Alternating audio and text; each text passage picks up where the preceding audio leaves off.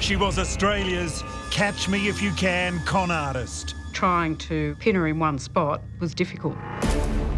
Jody Harris was a master identity thief.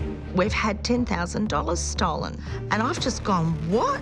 She fooled her victims. You gonna stick with your real name now? And she fooled the police. When you've got a profile like that, you're going to get a lot of hits. Adam Shan reveals the amazing chase to capture the Queen of Con.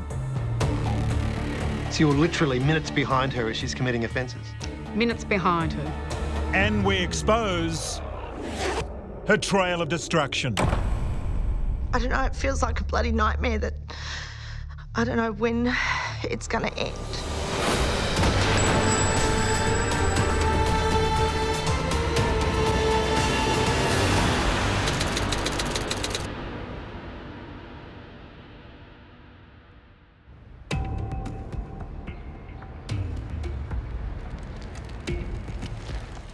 March 8, 2006 was a day that Leah Jury will never forget. That day, she left Melbourne on a well-deserved vacation. First, a quick flight to Brisbane, and then on to a luxury cruise liner. But this trip would not be the stuff of happy memories.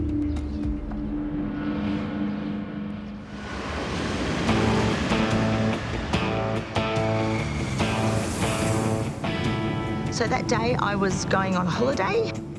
I was in business class and my friend was in economy. So we were all very happy and looking forward to our holiday. Leah worked for Qantas as a flight attendant for 20 years. And somebody was sitting next to you? Yes, so this person sitting beside me, I was at the window. From the moment I sat down, she was watching me quite intently, which I found quite strange. I had some paperwork to fill out for the cruise, which had all my name, my details. But the whole time, sort of, I could feel her eyes totally on me for the whole time. And I just kept thinking, what's this woman watching me for? Leah was being watched by Jody Harris, Australia's reigning Queen of Con. Harris was on the run, wanted by police in 3 states. In that period in 2006, she's really ramped it up. She's on a spree, and a tri-state fraud spree. But to understand Jody Harris, we need to go back to 1989, when she was an 11-year-old growing up in Brisbane. Jody's story is one about a very difficult, traumatic childhood. Her mother goes to jail when she's 11 years of age. Harris's mother is Debbie Kilroy. Now she's a high-profile lawyer, social worker and public advocate for the rights of women in jail. But back in 1989, she was living a very different life. And Kilroy is over! Try to the Broncos! Just after 7 this morning, the Broncos winger walked into CIB headquarters accompanied by his solicitor. Debbie's second husband and Harris's stepfather is Joe Kilroy, a Broncos league star who also wore the number 5 jersey for Queensland in State of Origin.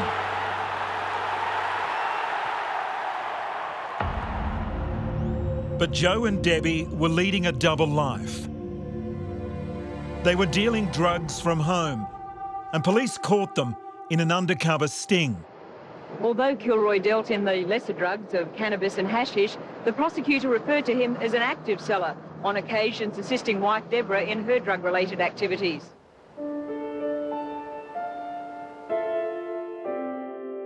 Deborah Kilroy was sentenced to 2 years for the supply of heroin, 4 years for trafficking, and 2 years for possession of property, namely $1,600 from drug sales, to be served concurrently. Joe Kilroy was also sent to prison, and 11-year-old Jodie, she was sent to live with other family members, one of whom allegedly abused her. And so basically at that point in her life, every solid foundation she has behind her has gone. Her life has changed irreparably. She is engaged in a deep trauma. So at 11, struggling to find identity, she has none. By the time she's 14, she's committing theft. She was well known to police by the time she reached adulthood. And her response to it is basically, you know, the third digit of her hand at society. She's telling everyone to get stuffed. In March 2006, now aged 27, Jodie Harris was on her way to Brisbane and was about to pull off a mid-air heist. We got chatting, and pretty much she started telling me her life story. And what was that? She told me her family owned Gambaro Seafood in Brisbane. That was the first lie, and the next one soon followed. I asked her what she did for a job.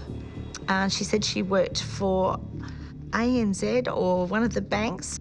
Not psychology, but it was something like that. I was like, oh, sounds like an interesting role. As a flight attendant and someone you're dealing with people all the time, I'm sure you've got what we call, in technical terms, a good bullshit detector. Yeah. Was it ringing? Maybe not really. Like, I was a bit like, oh, no, I actually put my trust in her that she was telling me a true story. I didn't believe that she was lying. By the end of this conversation, you're feeling fairly comfortable with her. Yeah, fairly comfortable. And then you decide you have to go to the bathroom. I went to the bathroom. But you've left your handbag. Did you think at any moment about your handbag when you were in the bathroom? Never do. Must say I never do, especially travelling business class. Even economy. I've seen it for years. People leave their bags under the seat, they go to the toilet, they'll go for a walk.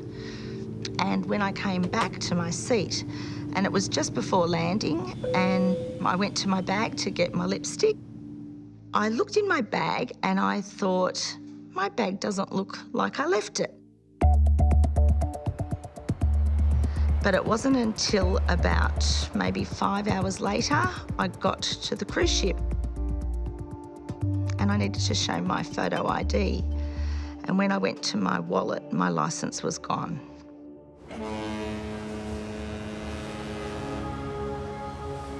Leah didn't join the dots straight away. Maybe she'd just misplaced her driver's licence. So she used her Qantas ID to board the ship.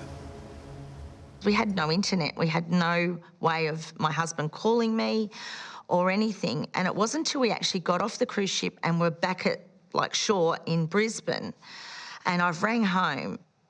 My husband, he said, we've had $10,000 stolen. And I've just gone, what? And he's gone, yeah, we've had 2 lots of $5,000 taken 2 days in a row. And I said, we can't have, where's it gone? The money had gone straight from Leah's bank account into Harris's designer handbag. 1 lot in Brisbane on the day I arrived in Brisbane, and 1 lot in Melbourne the next day.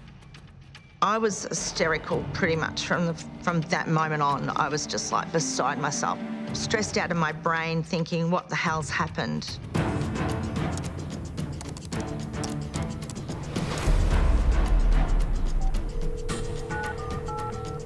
You know, my husband's having a freak out.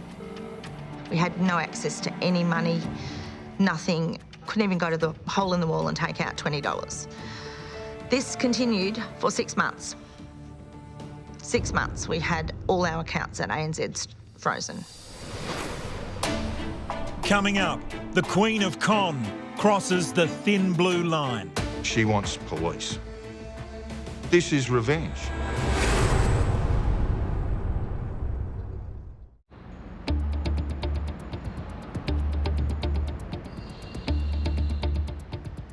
It's March 2006, and Leah Jury discovers that $10,000 has been stolen from her family's bank account.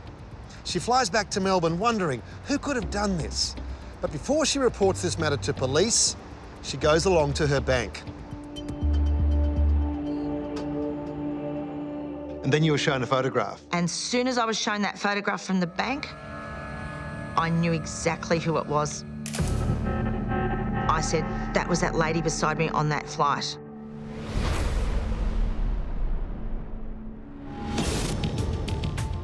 This was Harris at work in 2006, convincing a bank teller that she was someone else.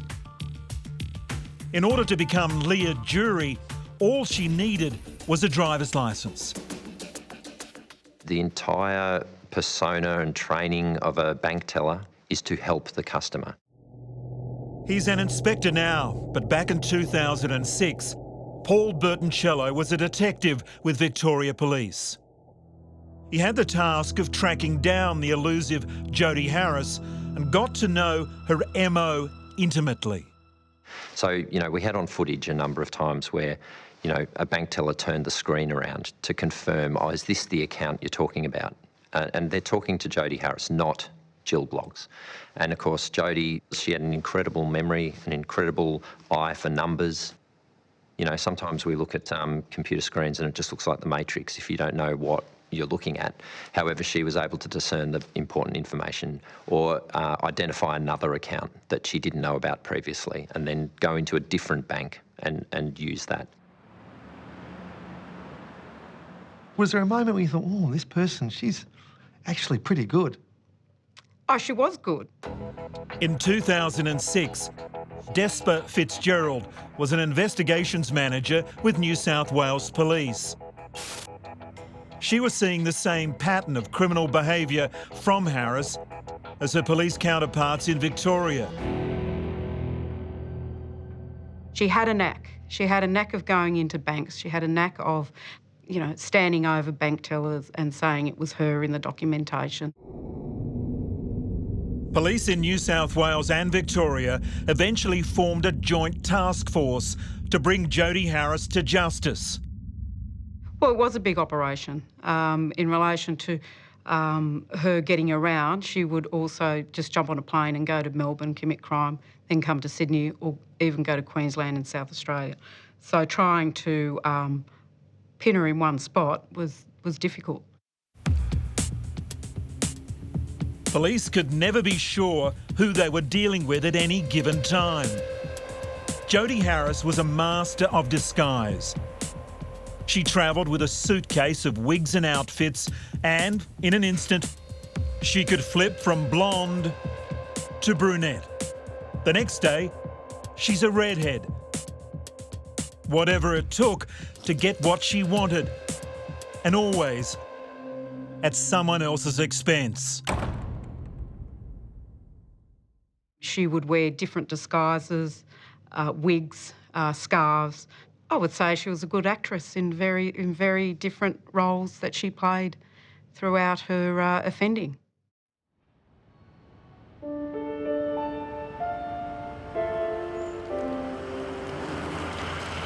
Some believe there's a much deeper aspect to Jodie Harris's offending. She didn't like police. It may have begun when she was 11 years old, seeing her mother Debbie being arrested on drug charges.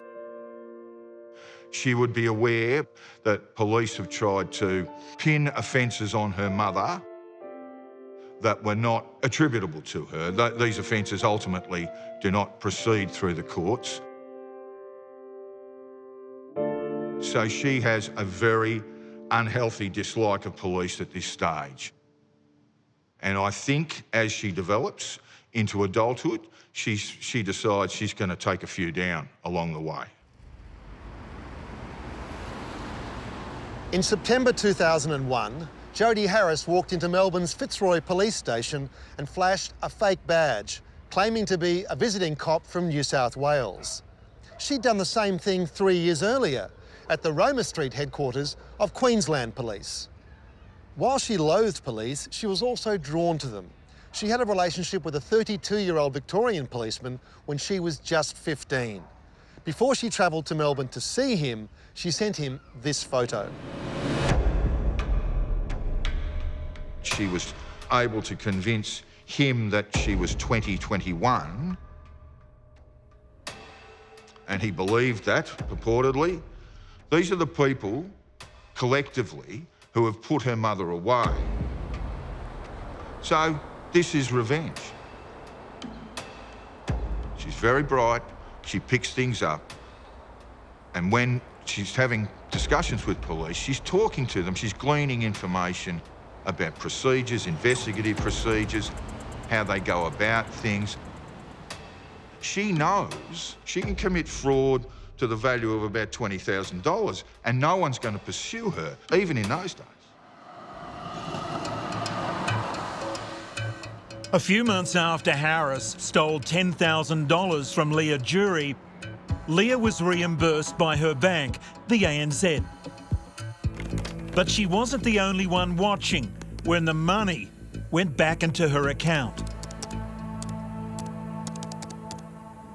We'd opened a new account and changed the passwords, and within 2 days of us having that account closed and a new account open, the password got changed again. And that was not by me.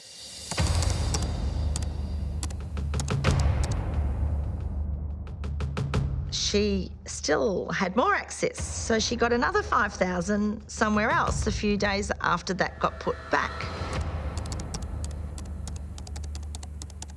So all up, there's 4 transactions of $5,000.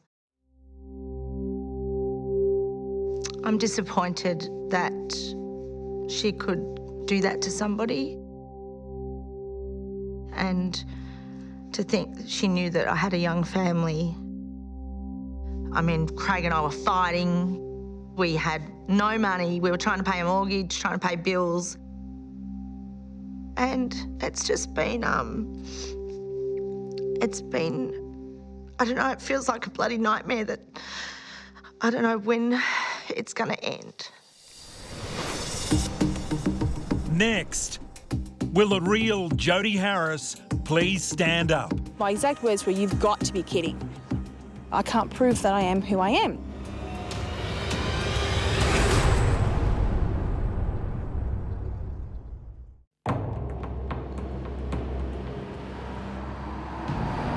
It's May 2006 and Jody Harris is on a crime spree. For months she's been flying up and down the East Coast, picking off victims at random in Sydney, Melbourne and Brisbane. Victoria Police were hot on her trail. They knew who they were looking for, however, they had no idea where Jody Harris was. So they devised a clever plan. They have no chance of making an arrest unless they're lucky enough to be in the right place at the right time. So they get hold of a journalist at the Herald Sun and said, let's make this a big story.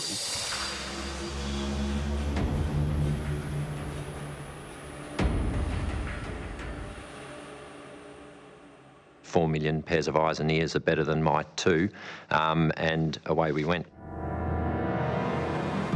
The front page story and the photo drew out many more tales of Harris's criminal prowess.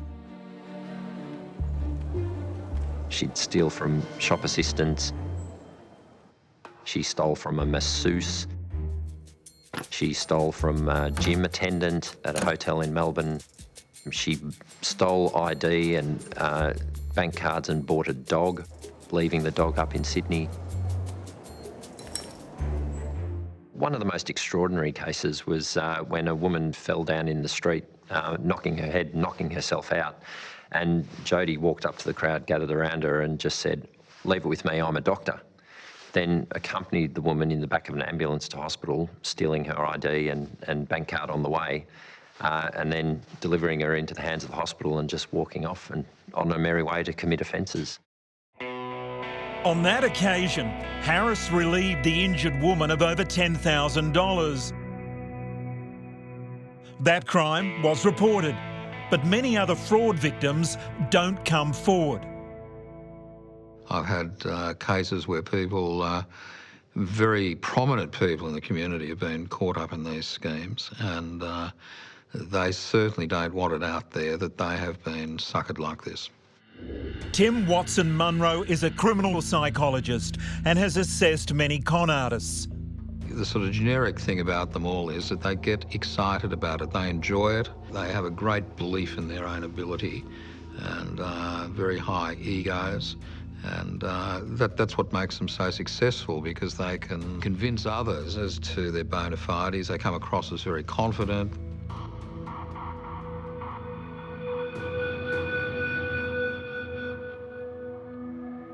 I felt really stupid, and people would say to me, you know, how did that happen to you? And I'm like, well, I didn't really do anything to make it happen to me. Thanks to all the publicity from the first Herald Sun splash, Jody Harris was identified.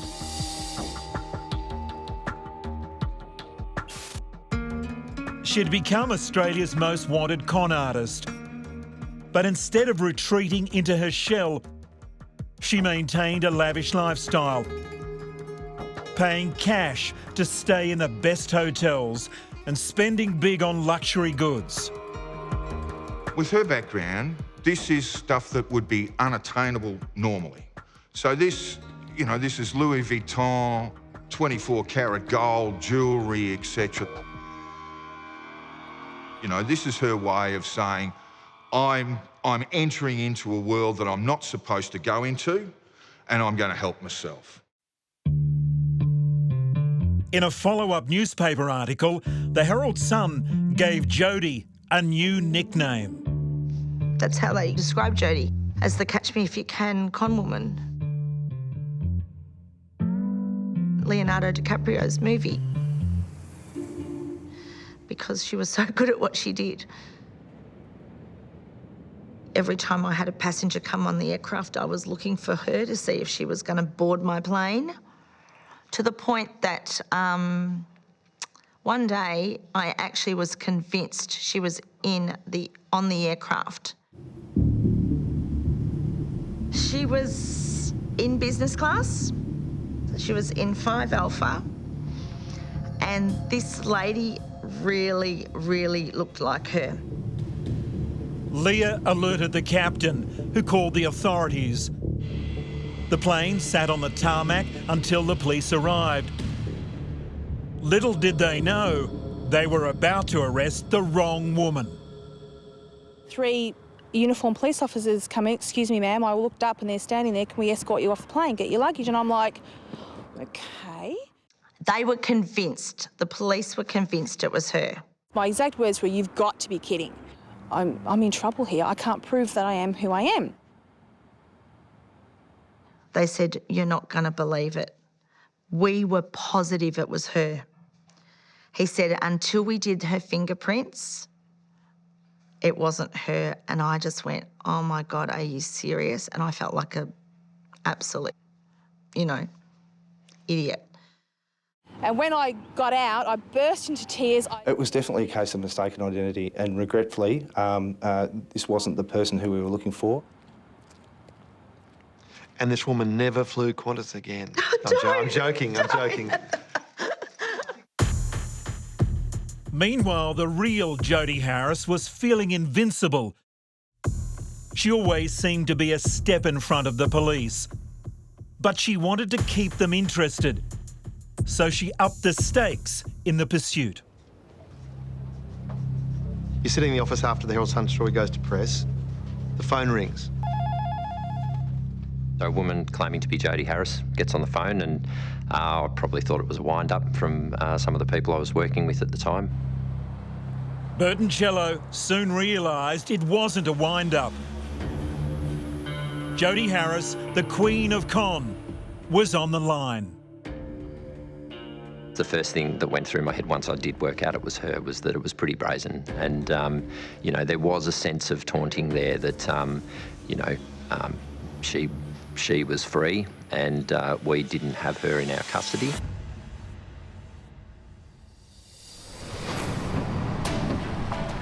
Coming up, police make a shocking discovery. One thing led to another, and a neighbour said, "Oh yeah, I'm pretty sure she lives there with a police officer."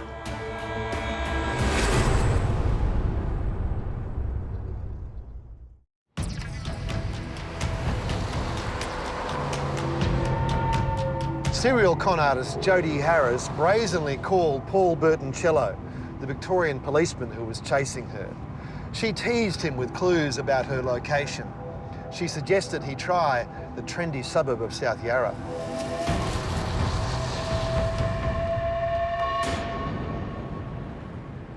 It was sort of one of those challenges that you're always up for as an investigator.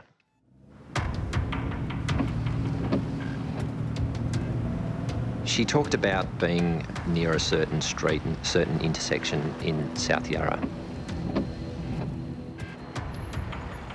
We came up with a plan to go and door knock all the units in the vicinity of that area. There's a lot of them. One thing led to another, and a neighbour of this particular unit, they said, "Oh yeah, I'm pretty sure she lives there with a police officer." Andrew Twining was a motorcycle cop, an acting sergeant in Victoria Police. Jody meets Andrew Twining on a internet dating site where she'd established a fairly elaborate personality.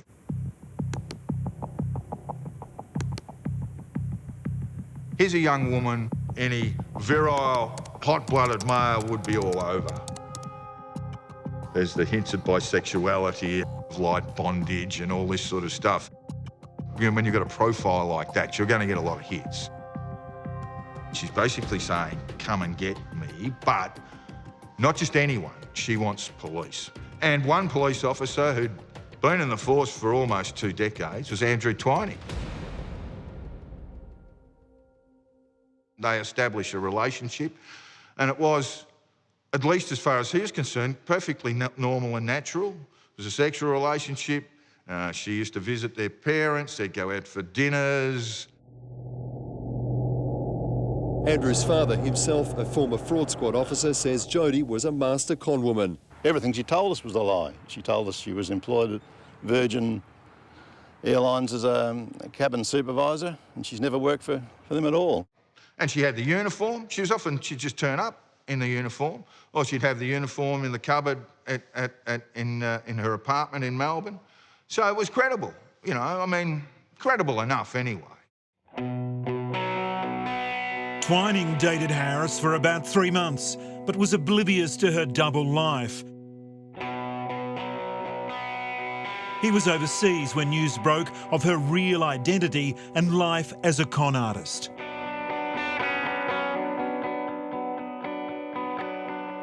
The sense of betrayal that he must have felt must have been extreme, I imagine. Yeah, look, you certainly felt sorry for the guy.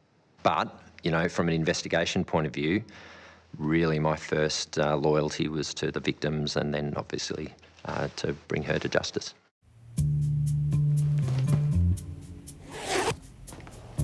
Jody Harris continued to sidestep the police. But now they knew her real name, they began closing in. So of particular impact in this investigation were the financial institutions, car hire companies, banks and airlines.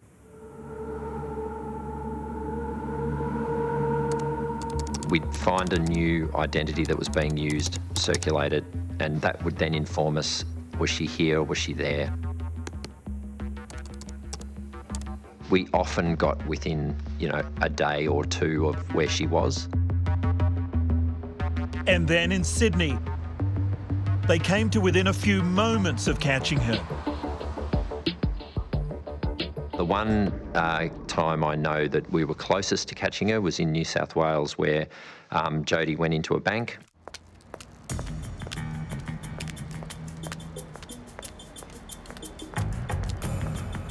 She was recognised by the teller.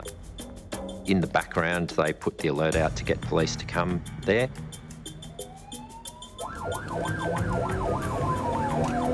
Jody was nothing if not paranoid about any sort of delay that was occurring, and she would just cut her losses, and she did on this occasion. She walked out of the bank and went to cross the road. And the police car attending the bank stopped to let her cross in front of them.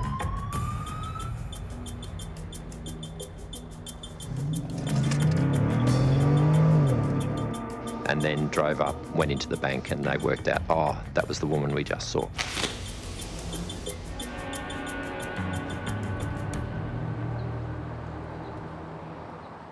We knew she was in and around some of the shops, but we kept on missing her. So you're literally minutes behind her as she's committing offences? Minutes behind her.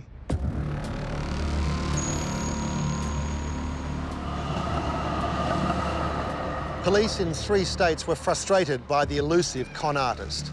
But they did have a potential line to Harris through her relationship with Sergeant Andrew Twining in Victoria. Twining's bosses asked him to help entrap the Queen of Con. And he was more than happy to oblige. Next, the chase is on for the Queen of Con. But will she slip the net again? And we basically commandeered a taxi and said, follow that car, as you Like in the see. movies? Like the movies.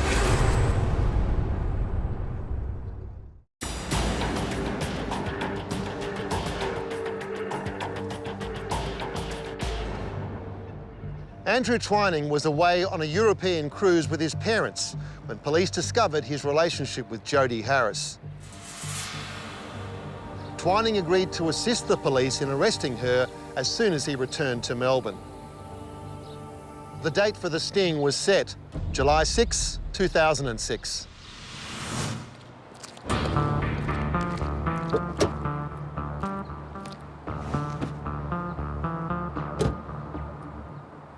Andrew arranged to meet Harris in Sydney. He got in his car and started the long drive up the Hume Highway.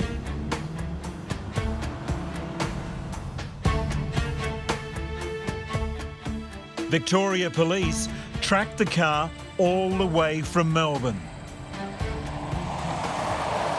And it was around about 2 o'clock in the morning when I got a phone call to say Andrew was on his way to meet Jody.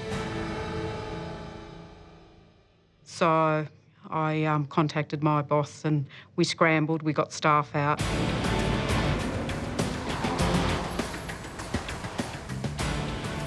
Twining told his superiors at Victoria Police that Harris was going to emerge from Scruffy Murphy's Irish pub in Sydney's CBD at 4 a.m. Other people were out and about, so we put various police at various points.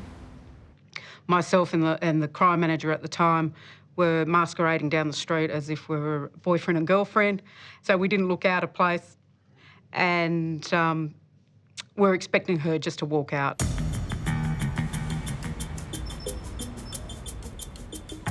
The stakeout was in full swing at the appointed rendezvous time of 4 a.m. But instead of emerging from the pub, as they'd been informed, Harris had a surprise in store for the New South Wales Police. She gets out of a taxi and she gets into Andrew's car. My crime manager, Grant Taylor, and I were on foot, and we basically commandeered a taxi and said, follow that car. Like in the movies? Like the movies.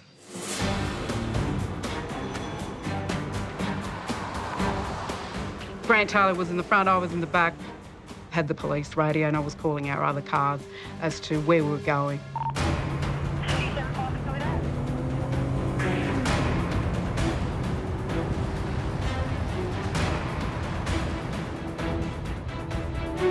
A couple of minutes later, she was pulled over in Harris Street at Ultimo. I jumped out of the cab and she was placed under arrest.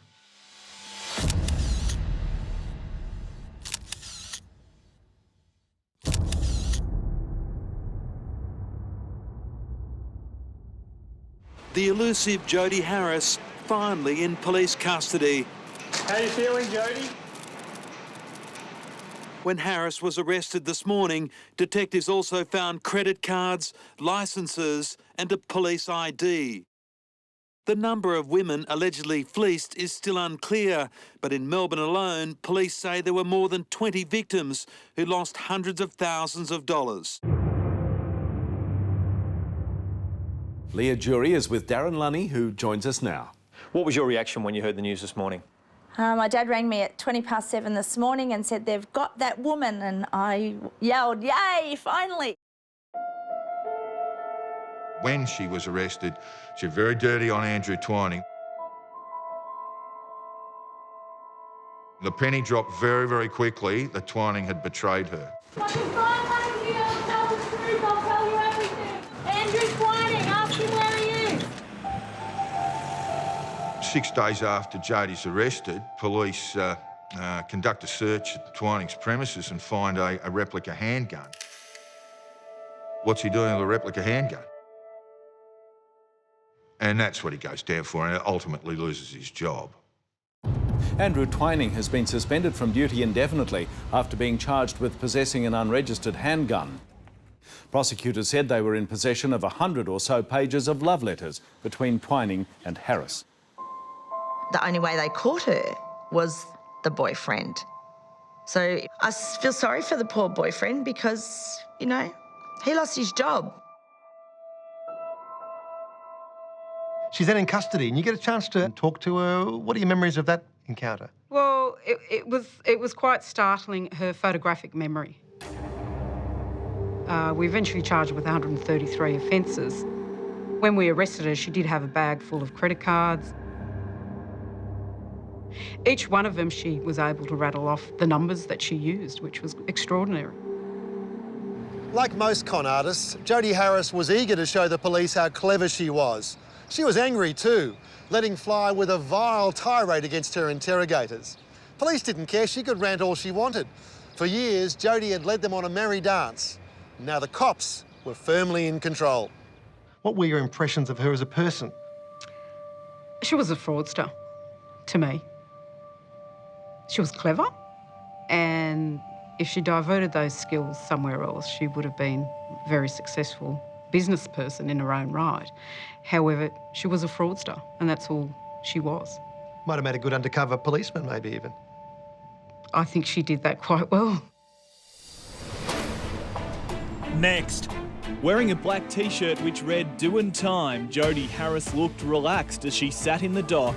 Harris faces justice.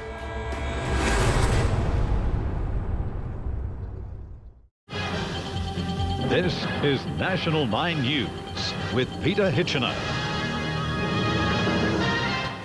Alleged catch-me-if-you-can thief Jodie Harris has appeared in court charged with stealing more than $160,000 in cash, property and airline tickets. Harris's first appearance in court provoked massive media interest. Damien, good morning. This case has really captured the public's attention, hasn't it? Of course it's created a lot of interest because police will allege there are a lot of victims. Apparently in Victoria alone there are at least 20 alleged victims, and we know of at least 3 from the Sydney's eastern suburbs who will obviously give evidence in this case. You know, would you say she had remorse? Really, she shows very little remorse for her victims in the initial stages, because this is a person who's basically been running around without restraint for 15 years.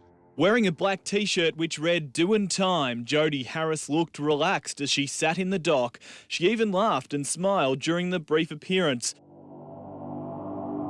In September 2006, Jodie Harris admitted to stealing more than $300,000 worth of cash and property in New South Wales, Queensland and Victoria. Slowly it's starting to dawn on her that she's looking at a nice old stretch in prison, and she's starting to get a sense of where she is now and what her prospects are.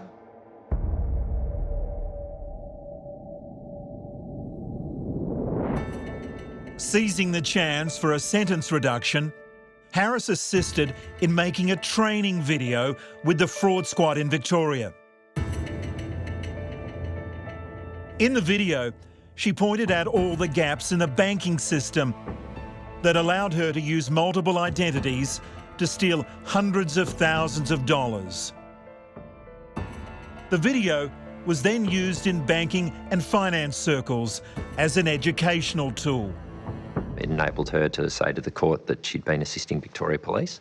So certainly, you know, consistent with sort of Jodi's view of the world. She helped herself, but, you know, she helped us as well.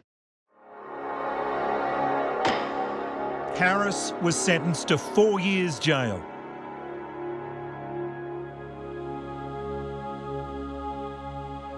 In 2010, after serving her time, she faced a Brisbane court for her Queensland crimes, where she received a suspended sentence. She was accompanied by her mother, Debbie Kilroy.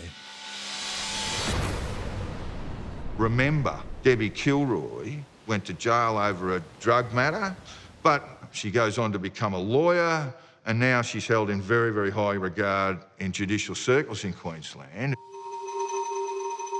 Jodi looks at her mother and says, here's the way to break this cycle.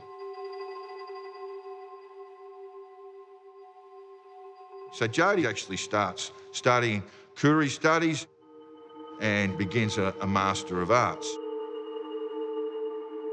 10 years later, no more problems. There's no evidence that Jodi Harris has reoffended since her release from jail in 2010. So, has she been rehabilitated? Crime historian Peter Hoysted says yes. She's come a very long way since the time as an 11-year-old when the two most important people in her life were taken away from her. She's offending probably from the time she's 14 to about the time she's 28. You know, the media wanted to pump this up as a Catch Me If You Can, Leonardo DiCaprio in drag sort of, you know, fascination. And certainly that's the way a lot of people saw it. But this is a story about redemption. This is a story about family reconnection. This is a story about a person who had lost her way through really no fault of her own. And then she has this big moment of reckoning under a massive glare of media, and then it stops.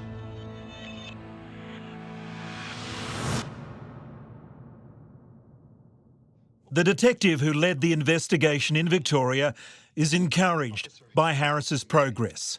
If I could speak to her today, I'd say congratulations on keeping out of our sphere of influence for the last 10 years, and I hope that continues for a long time to come.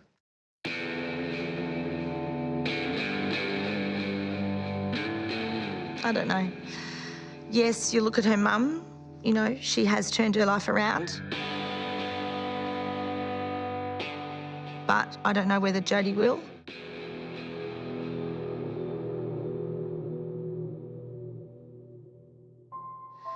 But, yeah, I think people need to really be aware of, you know, where you're handing out your cards and just, you know, don't let those cards out of your sight.